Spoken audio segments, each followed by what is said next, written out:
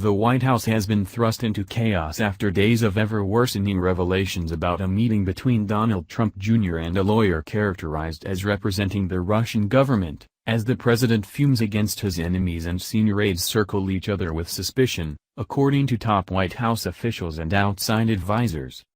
U.S. President Donald Trump, who has been hidden from public view since returning last weekend from a divisive international summit, is enraged that the Russia cloud still hangs over his presidency and is exasperated that his oldest son and namesake has become engulfed by it, said people who have spoken with him this week. The disclosure that Trump Jr. met with a Russian attorney, believing he would receive incriminating information about Hillary Clinton as part of the Kremlin's effort to boost his father's candidacy, has set back the administration's faltering agenda and rattled the senior leadership team. Even supporters of Trump Jr. who believe he faces no legal repercussions privately acknowledged today that the story is a public relations disaster, for him as well as for the White House. One outside ally called it a Category 5 hurricane, while an outside advisor said a CNN graphic charting connections between the Trump team and Russians resembled the plot of the fictional Netflix series House of Cards.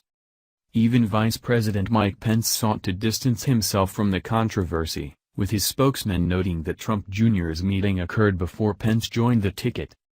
Inside a White House in which infighting often seems like a core cultural value, 3 straight days of revelations in the New York Times about Trump Jr. have inspired a new round of accusations and recriminations, with advisors privately speculating about who inside the Trump orbit may be leaking damaging information about the president's son. This portrait of the Trump White House under siege is based on interviews today with more than a dozen West Wing officials, outside advisors and friends and associates of the president and his family, many of whom spoke on the condition of anonymity to be candid.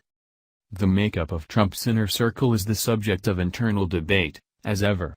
Ivanka Trump, the president's daughter and senior advisor, Jared Kushner, her husband and another senior advisor, and First Lady Melania Trump have been privately pressing the president to shake up his team, most specifically by replacing Reince Priebus as the White House chief of staff, according to 2 senior White House officials and one ally close to the White House. The 3 family members are especially concerned about the steady stream of unauthorized leaks to journalists that have plagued the administration over the nearly 6 months that President Trump has been in office, from sensitive national security information to embarrassing details about the inner workings of the White House, the officials said. Stephanie Grisham, the First Lady's communications director, said, "Of course the First Lady is concerned about leaks from her husband's administration, as all Americans should be. And while she does offer advice and perspectives on many things, Mrs. Trump does not weigh in on West Wing staff." Lindsay Walters, a deputy White House press secretary, disputed reports about Priebus's standing. "These sources have been consistently wrong about Reince and they're still wrong today," she said. Trump recently publicly praised Priebus's work ethic, and the chief of staff's allies note that Priebus has done as good a job as can be expected under the unique circumstances of this administration. Defenders of Priebus have long said they expect him to make it to a year in the position, and Trump is said to be hesitant to fire him or any other senior staffer amid the escalating Russia investigation led by special counsel Robert Mueller. The mindset of Trump Jr. over the past few days has evolved from distress to anger to defiance, according to people close to him. He hired a criminal defense attorney, but maintains that he is innocent of any wrongdoing. After his tweets commenting on the matter drew scrutiny, he agreed to his first media interview, with his friend, Fox News Channel host Sean Hannity, on his show tonight.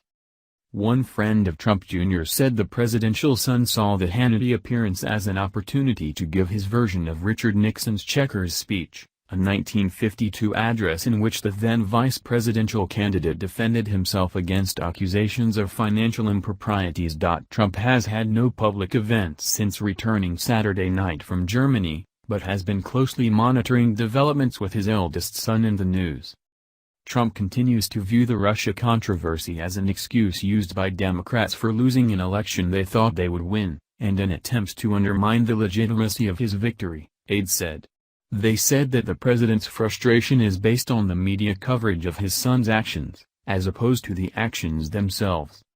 He just looks at this as the continuum of taking a group of unrelated facts and putting them together in concentric circles and saying, aha, look what happened," said Thomas Barrack, a longtime friend of the president who was chairman of the Presidential Inaugural Committee. With Don Jr., whatever set of facts there are may not lead to the conclusion that the establishment media is making.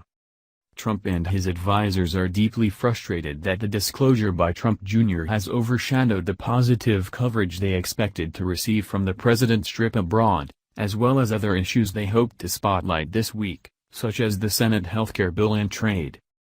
A handful of Republican operatives close to the White House are scrambling to Trump Jr.'s defense and have begun what could be an extensive campaign to try to discredit some of the journalists who have been reporting on the matter.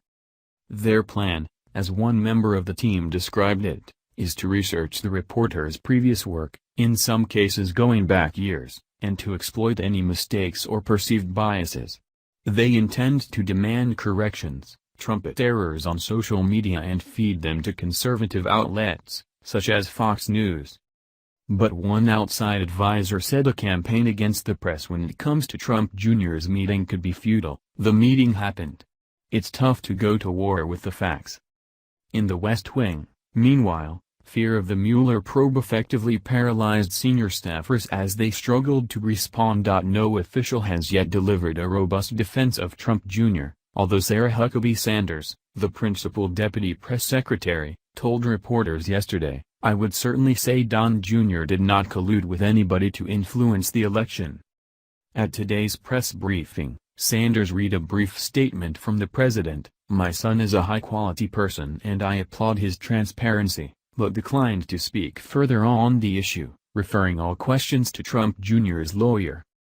Other senior White House officials were hesitant to talk about Trump Jr., even on the condition of anonymity, for fear of exposing themselves legally.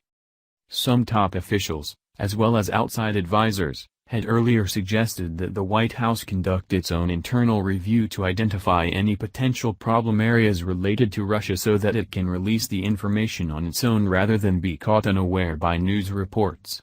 But that notion went nowhere, in part because officials were afraid to discuss any potential Russia interactions that could make them targets of Mueller's probe.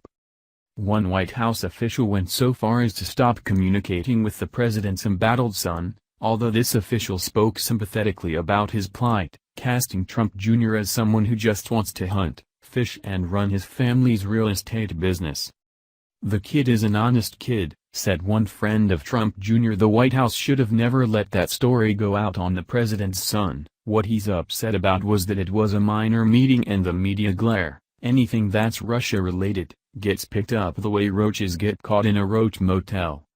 Eric Trump, another son of the president, defended his older brother Tuesday night by retweeting a message from British politician Nigel Farage, who said Trump Jr. was under attack because he is the best public supporter of the president. Eric Trump tweeted, "This is the exact reason they viciously attack our family. They can't stand that we are extremely close and will always support each other." Critics of Trump Jr. counter that he should have known better than to accept a meeting with someone who was explicitly described in an email as a Russian government attorney. "It wasn't naivety," said Michael McFaul, the U.S. ambassador to Russia under President Barack Obama. "It was, oh, they have some dirt on our opponent and I'm eager to receive it." Nobody thought to think, well, how did they obtain that? Is this coming from the Russian government, Russian intelligence?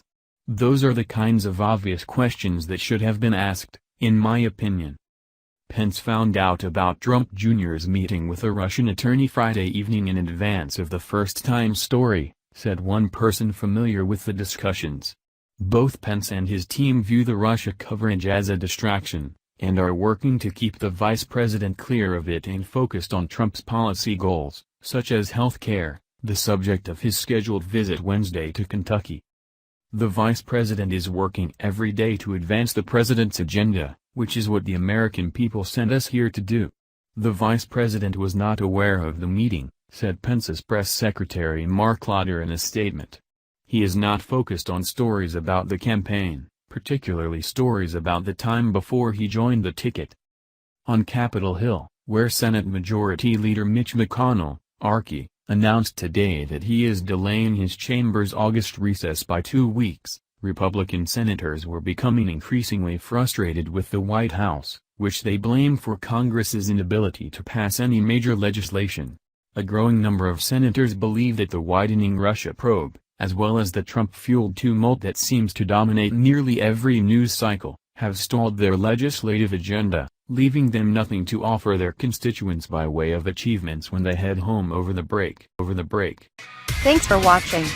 Please subscribe my STC News channel. Goodbye and see you again.